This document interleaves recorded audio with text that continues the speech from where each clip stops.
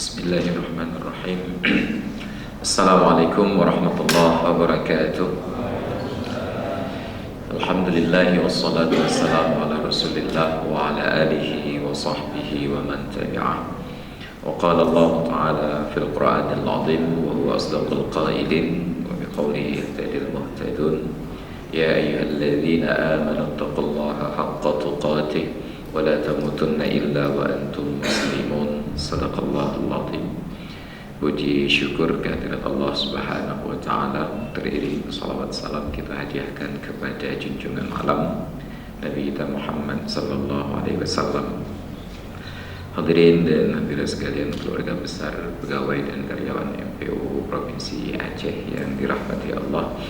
Alhamdulillah pada pagi hari ini kita bertemu kembali melanjutkan kajian setiap hari Senin. Apakah ada beberapa hal yang perlu kita ketahui, yaitu terkait dengan praktek, tradisi dan referensi yang seharusnya kita pahami tentang Idul Fitri.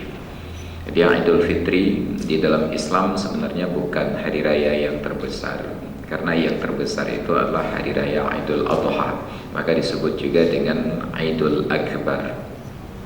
Tetapi karena tradisi kita umat Islam di Indonesia dan orang Indonesia secara umumnya senang membalik-balikan sesuatu, yang besar dikecilkan, yang kecil dibesarkan, maka jadilah Idul Fitri yang kecil menjadi lebih besar daripada Idul Adha yang sepatutnya lebih besar. Maka pada Idul Fitri kita libur sampai dengan 15 hari, ada H-7 dengan H+7, tambah hari H-nya. Sedangkan Idul Adha kita hanya liburkan 1 hari setengah saja. Nah, persoalannya bukan tentang libur kita, namun tentang yang berkembang pada hari raya. Maka kita coba sikapi beberapa hal. Yang pertama sekali, pemahaman umum masyarakat kita menjadikan hari raya sebagai momentum untuk minta maaf, sehingga ucapan selamat hari raya tersebut tidak sah apabila tidak ada permohonan maaf. Selamat hari raya Idul Fitri minal aidina wal faizin, mohon maaf lahir dan batin. Ini pemahaman yang keliru. Makna keliru ada 2 sisi. Sisi yang pertama, di dalam Islam oleh Rasulullah mengajarkan la yahillu li muslimin ay yahjura akhahu fawqa 3 ayyamin. Tidak halal bagi seorang muslim untuk memusuhi saudaranya lebih dari 3 hari. Makna dari hadis tersebut, kalau kita ingin minta maaf, maka waktu yang diberikan oleh Rasulullah adalah 3 kali 24 jam sejak kita berbuat salah, bukan untuk disimpan dendamnya berlama-lama. Tapi kenyataannya ada yang bertengkar, pakai Pak Babul Rajab lagi maaf Babul Syawal. Ada yang apakah lagi maaf yuk? Pasti ngahur raya. Hanya menyuna banyak umum yang temui merumpok lah. Ini pemahaman yang keliru. Maka minta maaf bukan di hari raya, tetapi paling telat 3 hari sejak kita berbuat salah. Yang kedua, sisi kesalahannya, hari raya itu diplotkan oleh Allah Ta'ala untuk segala hal yang terkait dengan sukacita, bukan duka cita. Maka adalah kekeliruan terbesar ketika hari raya tersebut diisi dengan hal-hal yang berbau duka cita. Sedemikian pentingnya sukacita sampai Allah haramkan kegiatan puasa, yang padahal puasa itu adalah ibadah, hanya karena Allah ingin memastikan dan menjamin bahwa setiap orang yang hadir pada pagi hari raya tersebut perutnya kenyang untuk menikmati sukacita tersebut. Karena di dunia manusia, pakaian yang indah, mobil yang mewah, rumah yang megah, semuanya itu tidak akan terlihat indah apabila perut orang yang menyaksikannya dalam keadaan lapar. Maka keindahan hanya dapat dinilai oleh orang-orang yang perutnya kenyang. Jadi kalau begitu jangan pernah mengajak orang lapar ke galeri seni. Mereka tidak bisa menghargai karya seni dengan perut yang keroncongan. Ini prinsip dasar. Maka diperintahkan di dalam agama untuk memfasilitasi hari raya Idul Fitri yang 1 hari, supaya umat-umat Islam yang mempunyai kelebihan harta mensedekahkan, mengeluarkan zakat fitrah yang cukup makan 1 hari, tidak lebih tidak kurang. Sedangkan Idul Adha, karena hari rayanya 4 hari, diwajibkan oleh agama selama 4 hari tersebut bersenang-senang, bersukacita dengan berbagai jenis makanan, khususnya dari jenis daging binatang. Dalam ayat Al-Quran Allah katakan, liyadhkuru smallahi fi ayyamin ma'lumatin ala ma razaqahum min bahimatil an'am, supaya mereka berzikir menyebut nama Allah pada hari-hari yang sudah diketahui atas dasar nikmat yang Allah berikan kepada mereka dari daging-daging binatang kurban. Maka hari raya Idul Adha 4 hari difasilitasilah kegiatan tersebut oleh orang kaya dengan menyembelih binatang korban selama 4 hari berturut-turut. Tetapi karena liburannya cuma 1 hari setengah, maka setengah hari dimanfaatkan untuk menyembelih korban, yang 1 hari untuk jalan-jalan. Akhirnya korban yang diinginkan oleh agama selama 4 hari berturut-turut ternyata juga dilaksanakan sesuai dengan amanat proklamasi, yang dilaksanakan dengan cara yang seksama dan dalam tempo yang sesingkat-singkatnya. Jadi ketika itu disembelih dengan waktu yang sangat cepat, apa yang terjadi? Terkumpullah jumlah daging yang sangat banyak. Benar bahwa prioritas kita dibagikan kepada orang fakir dan orang miskin terlebih dahulu, tetapi bukan lagi rahasia umum bahwa kulkas di rumah orang fakir dan orang miskin daya tampungnya kecil sekali. Jadi leheboh tumpuk daya utika kuno yang freezer ya. Akhirnya sisa kurban yang sangat banyak masuklah ke freezer-freezernya orang kaya, yang di rumah mereka masing-masing ada 1 unit freezer khusus untuk menampung daging yang muat seekor gajah. Kenapa? Kerebut kali kurang kaya. Ini praktek ketika kita menjalankan syariat dengan memaksakan tradisi, bukan dengan mengikuti referensinya. Itu pula yang terjadi pada Idul Fitri, yang seharusnya orang fakir dan orang miskin menerima zakat fitrah di pagi hari raya. Ternyata pagi hari raya tidak ada orang kaya yang sempat salurkan zakat fitrah ke orang miskin. Bahkan malam hari raya pun tidak sempat. Panitia sudah bubar pada malam 27 Ramadan. Kenapa? Mereka tidak ingin diganggu dengan aktivitas mengurus orang miskin di malam hari raya, karena malam itu mereka punya agenda sendiri, nonton mercon sambil pawai takbir. Ya, ini persoalan kita. Jadi pawai takbir menjadi lebih penting daripada menyalurkan zakat fitrah di malam hari raya. Saya nggak paham. Ini syariat siapa? Nah, dengan alasan menjalankan syariat Islam supaya hari raya itu megah, nilai syariatnya kita geser, kemudian tradisi baru kita masukkan lengkap dengan kembang apinya. Nah, jadi hari raya yang sepatutnya hari sukacita ternyata dimulai dengan hal-hal yang berbau duka cita. Jujur dulu dijawab. Kira-kira setelah sholat id pagi hari raya keluar dari masjid, kita kemana lebih dahulu? Ke kubur.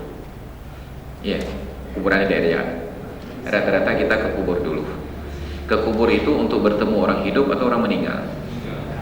Orang meninggal. Kira-kira sampai di kubur kita tertawa-tawa bahagia atau menangis? Ini yang disesali oleh agama. Tidak dilarang ke kuburan di pagi hari raya, tapi tidak boleh dalam nuansa duka. Nah, jangan pakai kimiah yang aku.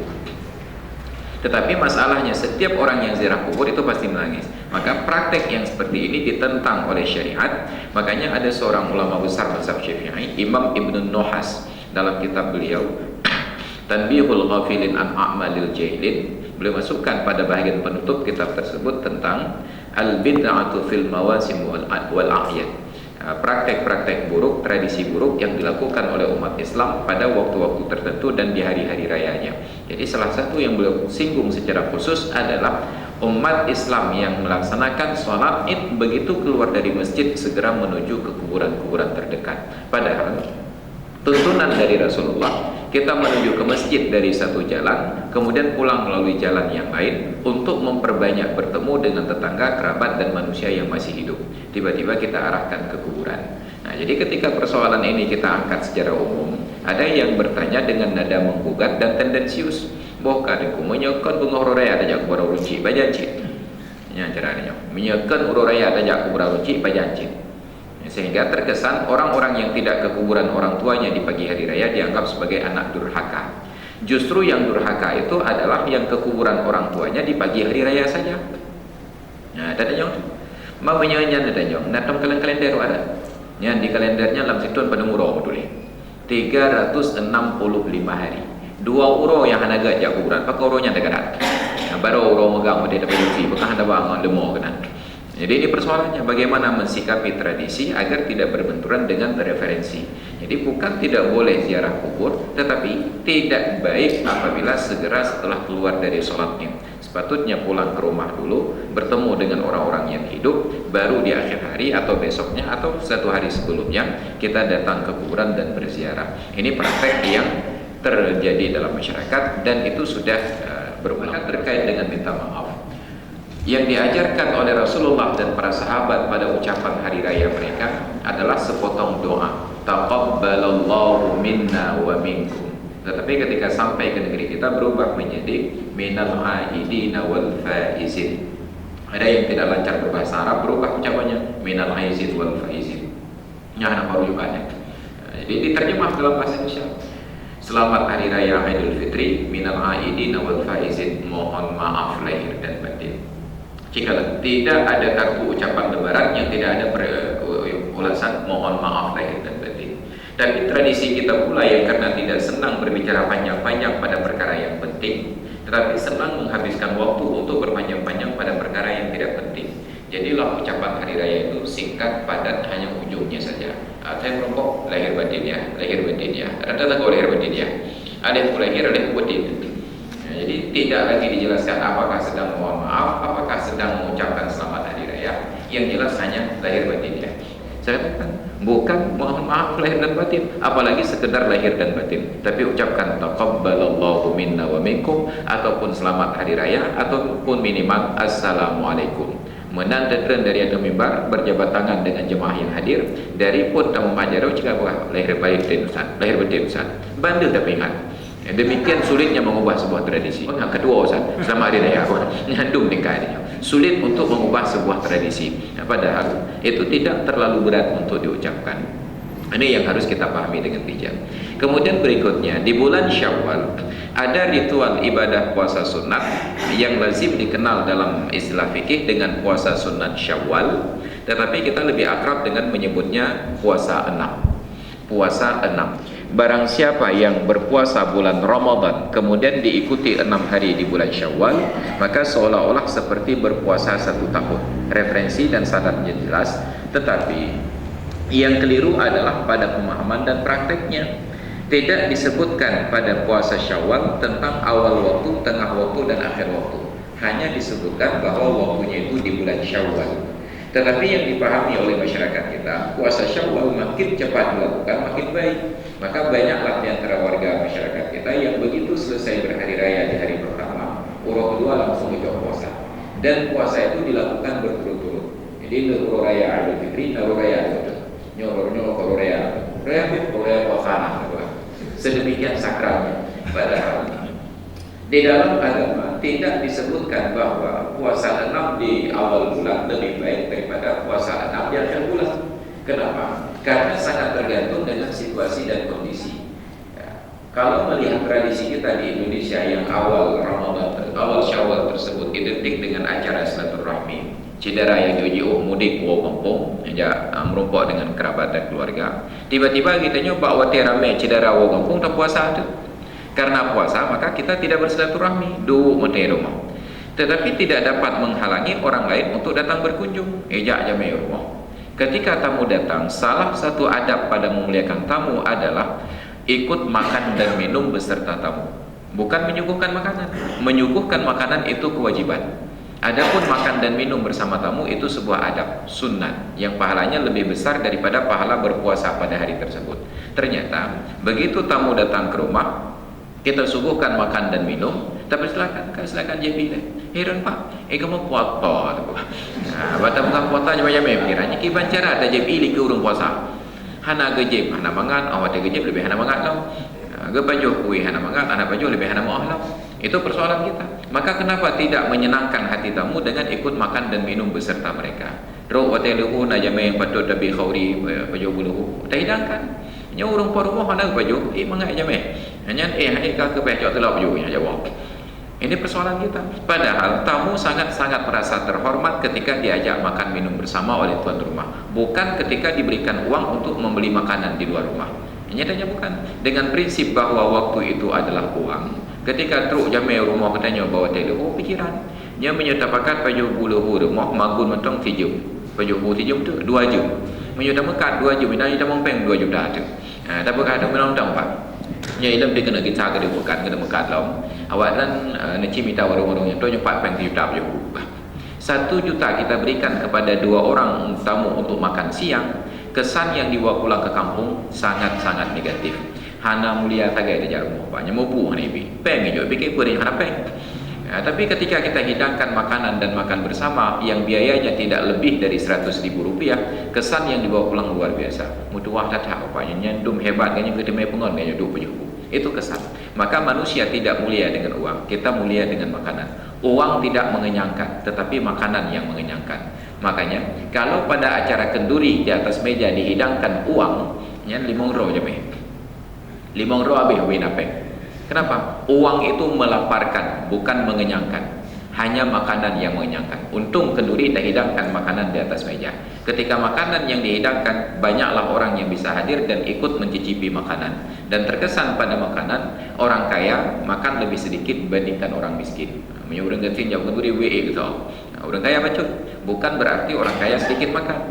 Hanya orang kaya ingin pamer bahwa mereka makan sedikit. Menandakan kenduri pio bawa warung lang pajuk WE lah. Maka terlihat perbedaan kaya dan miskin itu di meja makan. Jadi kalau ingin terlihat kaya, jangan makan banyak-banyak pada waktu kenduri. Warung pajuk lah. Yang tradisi, ya, orang kaya itu agak sedikit jaim, jaga image. Mudah banyak dia sampai. Jadi ini punya persoalan kita. Maka memuliakan tamu itu dengan ikut makan dan minum beserta mereka. Ada juga yang mengambil kesimpulan sebaliknya. Puasa tetap jalan, silaturahmi juga jalan. Maka dalam keadaan puasa jam-jamnya yang silaturahmi geja rumah mawa yahwa buci gitu ya. Dalam keadaan puasa kageduk kenan di urang po rumah tirup capatung kata pehah kabuh geru kenan batai ke po binti-binti geredak. Gehidang iu ke. Menan kagehidang terus lika jamai ke bukan ada umum lagi mu apa ilan foto ada bukan. Nya mangak kangen dalam tapi hongkah. Amnya puasa bukan ada mudah dan puasa pubuk jarum Allah.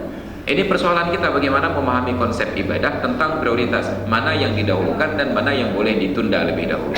Jadi karena kerabat kita pulang di 6 hari pertama hari raya, manfaatkan dan maksimalkan hari-hari tersebut untuk bersilaturahmi. Puasa aja tengok-tengok. Ternyata kita sudah selesai masa 6 hari, maka mulailah kita niat puasa. Niat puasa waktu malam. Kalau tidak ada tamu yang datang di waktu siang, ya alhamdulillah puasanya selamat. Kalau ada tamu yang datang di waktu siang, batalkan puasa untuk memuliakan tamu. Pahalanya itu lebih besar daripada melanjutkan puasa tersebut. Tapi kita terlalu terpaku kepada konsep bahwa puasa 6 itu adalah segala-galanya sebagai pelengkap puasa Ramadan. Kita lupa kepada prioritas di dalam agama tentang nilai-nilai kemuliaan pada menjamu tamu yang datang ke rumah kita. Jadi ini tradisi yang terbalik.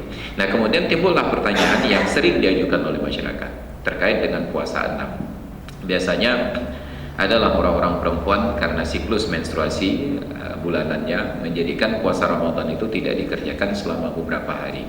Itu pada orang perempuan. Orang perempuan terbatas menstruasinya 1, 7 ataupun 15 hari. Yang tidak terbatas menstruasinya itu orang laki-laki. Nah yang timbul menstruasi. Nah buat apa sehari? Nah, untuk orang yang tidak puasa Ramadan karena uzur ataupun tanpa uzur tersebut ingin mengqadha di hari raya di bulan Syawal. Ada yang tanyakan, ijid puasa Ramadan tak qadha mutiga dengan puasa Syawal. Itu pertanyaan yang sangat lazim dan sangat lumrah. Maka kita perhatikan di dalam referensi tulisan para ulama, mereka katakan yang diinginkan dari puasa-puasa sunat pada hari-hari tertentu ataupun waktu-waktu tertentu adalah adanya praktek puasa pada hari tersebut sekalipun puasa yang dikerjakan adalah puasa qadha Ramadan ataupun puasa nazar. Maka di dalam kitab I'anatul Talibin yang dipelajari di Dayah oleh Dengku dan yang dalam MPU-nya, itu pada bab puasa sunat yang pertama kali dijelaskan puasa sunat yang paling tinggi derajatnya adalah puasa Arafah, puasa 9 Zulhijjah Arafah. Dijelaskan bahwa yang diinginkan pada puasa Arafah adalah adanya puasa pada hari tersebut apapun jenisnya, walaupun tidak diniatkan untuk puasa Arafah. Tetapi kalau tidak diniatkan puasa Arafah tidak mendapatkan pahala Arafah katanya. Maka yang diinginkan dari puasa sunat adalah adanya praktek puasa pada hari tersebut apapun jenisnya. Maka terkait dengan puasa Syawal dan qadha Ramadan dibolehkan oleh mayoritas ulama mazhab Syafi'i Orang yang mengqadha puasa Ramadan sekaligus dengan niat puasa Syawal. Jadi kita niatkan malam harinya, sahaja aku niat puasa qadha fardu Ramadan serta sunat Syawal karena Allah Ta'ala. Kalau ada sunat yang lain boleh digabung lagi. Kebetulan hari Senin, sahaja aku niat qadha puasa fardu Ramadan serta sunat Syawal dan sunat hari Senin karena Allah Ta'ala. Nah, jadi intinya apapun yang mungkin digabungkan, gabungkan niat tersebut. Karena prinsip utama di dalam ibadat, ketentuan usul fiqh menyatakan ibadah yang dua pekerjaan atau lebih, yang prakteknya sama, tujuannya sama, sedangkan hukumnya berbeda, yang satu wajib, yang lain sunnat, ataupun semuanya masuk pada kategori sunnat, dapat dilaksanakan secara bersamaan. Maka kita ambil contoh, orang yang masuk masjid, ada sholat sunat tahiyatul masjid. Kebetulan pada saat kita berada di dalam masjid, imamnya sudah takbir untuk sholat jamaah. Kita tidak perlu lagi tahiyatul masjid, langsung bergabung dengan jamaah sholat fardu, dan itu sudah dihitung sebagai tahiyatul masjid. Kenapa? Inti dari tahiyatul masjid adalah adanya praktek sholat minimal 2 rakaat sebelum duduk di dalam masjid, dan tidak ada sholat fardu yang kurang dari 2 rakaat. Maka sudah hasil niat fardu dan niat sunat. Ataupun dalam contoh yang sama-sama sunat, nanti kita akan berhadapan dengan hari raya Idul Adha yang ada pelaksanaan kurban. Kebetulan di bulan Zulhijjah tersebut kita diberikan rezeki oleh Allah lahirnya anak ataupun keturunan, beganak, cucu dan lain sebagainya. Untuk anak yang baru lahir disunatkan akikah, kurban sunat, akikah sunat. Prakteknya sama-sama menyembelih kambing. Tujuannya sama-sama untuk dibagikan kepada orang fakir dan miskin sebagai wujud rasa syukur. Kalau begitu, kurban dan akikah boleh dilaksanakan secara bersamaan pada seekor kambing. Sebuah kambing kasih dan niat akikah sekaligus meniatkan untuk kurban. Itu kalau pertanyaannya boleh. Tapi kalau pertanyaannya, toh lebih baik, mana yang lebih baik? Dikerjakan bersamaan ataukah dilakukan secara terpisah? Kalau perkara lebih baik, ketentuan umum menyatakan makana aktsaru fi'lan kana aktsaru sawaban. Ibadah yang pekerjaannya lebih banyak, pahalanya lebih banyak. Itu ketentuan umum. Walaupun nanti ada konsep khusus tentang ibadah tertentu yang justru lebih banyak tidak lebih baik. Seperti pada orang yang berwudu, ada kumur-kumur dengan memasukkan air ke dalam hidung. Yang seharusnya dilakukan terpisah lebih baik, ternyata kata para ulama justru dilakukan bersamaan lebih baik. Dacau taboregam saat lambabah dengan culok hidung mutiga lebih baik daripada kumur-kumur dulu baru kemudian membersihkan rongga hidung. Ketentuan umum dalam ibadah, maka na aktsaru fi'lan kana aktsaru sawaban. Apa saja yang pekerjaannya lebih baik, pahalanya lebih banyak. Apa pekerjaannya lebih banyak, pahalanya lebih banyak. Kemudian termasuk pula pengecualian dalam kaidah tersebut, ketika ada yang memahami bahwa salat ke masjid yang lebih jauh dengan banyak langkah itu lebih banyak pahala. Wa kasratul khuta ilal masajid, banyak langkah ke masjid. Itu keluar dari kaidah tersebut. Karena apabila yang dimaksudkan dengan banyak langkah ke masjid adalah salat ke masjid yang paling jauh, maka sungguh saya tidak salat berjamaah di Jodge, lejat semayang ke di Masjid Raya. Masjid Raya tanya, "Truk kedai kalau semayang kau." Kena buat berjamaah nak boleh. Nah, maka yang diinginkan dari kasratul khuta adalah sering-sering berjalan ke masjid sehingga akan banyak langkah dengan sendirinya. Dan terkait dengan masjid, lebih baik solat di masjid yang dekat daripada solat di masjid yang jauh. Ini yang keluar dari kaidah banyak pekerjaan banyak pahala. Seharusnya masjid yang jauh itu lebih banyak pahala. Mudah-mudahan untuk orang akan berlomba-lomba menjauh ketika solat, supaya ada pahala orang kaya kawat jatuh luhur ke di Jakarta. Adanya pokok Jakarta wa kasratul khuta ilal masajid. Bahjid lelakah tu masjid. Maka mumang orang yang ada lehut. Maka dibuat kaedah-kaedah demikian. Jadi pada bab puasa Ramadan dengan puasa Syawal boleh dipadukan secara bersama-sama. Yang tidak boleh dilakukan secara bersama-sama adalah dua kewajiban ataupun lebih sama-sama wajib. Sembahyang luhur wajib, sembahyang asar wajib. Luhur perakaat, asar perakaat. Dipikir itu pegah dia tengku pun aja punya saban praktek, saban buat je dah buat sama-sama. Adanya kalau sembahyang luhur kalau payah cik asar tu. Menasar sembahyang itu takbir. Usalli fardhu dhuhri wal asri arba'a raka'atin. Saya dan sembahyang perlu luhur dan perlu asar tidak boleh. Kenapa? Karena zuhur wajib, asar juga wajib. Yang saban lagi urang na belang umong gepupak baru nak duduk megah sampai ni panen. Waktu ke Mekah apakah juga orang yang topak nya mana dan kadro zakat dari hasil panen nya zakatnya kakak lebih keren merangkap sebagai upah. Tidak boleh. Upah itu wajib, zakat itu wajib. Menya orang yang terima upahnya banyak ke perahnya. Mentang-mentang pak masalah dekatnya urusan dengan Allah Taala. Ini je upah le mentang. Hanya dekat boleh jawab mana je urusan dengan Allah. Itu kewajiban yang berbeda, tidak boleh dipadukan. Dalam bab kewajiban yang boleh dipadukan hanya yang terkait dengan penggunaan air. Maka orang yang mandi wajib, berapapun penyebab wajibnya mandi, mandinya tetap satu kali. Maaf barangkali ada pasangan suami istri melakukan hubungan suami istri, sebuah kewajiban. Kemudian inzal mani, kewajiban yang kedua. Belum sempat mandi, tiba-tiba orang perempuannya sudah menstruasi, kewajiban yang ketiga. Gahlam sempat gemano, tiba-tiba kabeh humu, put boh kewajiban. Nyan wati abeh humu urinang lagi nyo pedunggo tak gemano. Mandinya tetap satu kali, walaupun penyebab wajibnya ada 4. Kenapa? Karena Islam mengajarkan pada penggunaan air prinsipnya efisien dan efektif. Tetap penggunaannya sehemat mungkin. Ternyata itu yang dibalik masyarakat kita, malah kadang-kadang dengku-dengku dia makin berwudunya makin lebih. Ramukam tu ikan pula habis.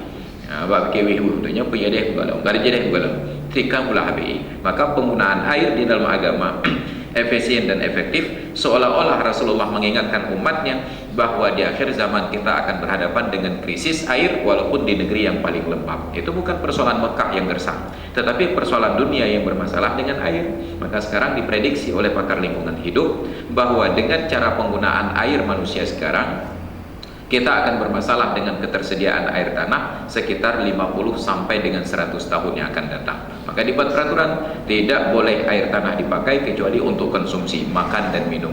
Idanyo ramoto ngon idano tada barang apa ngai idano ru bata temano lemo ngai idano. Maka dibuat peraturan di kota-kota besar usaha dorsmer dan cuci mobil tidak boleh pakai air tanah, harus pakai air olahan dan air dari pump. Tapi demi penghematan tak pakai air tanah. Mobil tidak perlu air tanah, tetapi manusia perlu air tanah. Itu sudah diprediksi oleh Rasulullah 14 abad yang silam. Maka hadirin dan hadirat sekalian yang dimuliakan Allah, inilah konsep ibadat merujuk kepada ilmu, bukan merujuk kepada tradisi. Maka hari raya Idul Adha yang akan datang, kalau ada yang mendapatkan keturunan, laksanakan akikah dengan kurban boleh bersamaan pada seekor binatang. Pada hari raya Idul Adha yang akan datang, kalau melaksanakan kurban, usahakan kurbannya itu disembelih selama 4 hari berturut-turut. Menyo panitia tidak bersedia, jangan serahkan kepada panitia. Tati kerawatnya. Elon terpegah panitia ada je nasi binatang dunia bawa yang keput. Koma kamu orang keput kamu bar panitia. Kamu nyonan balon ti kerau. Jadi usahakan agar kurban itu disembelih 4 hari berturut-turut.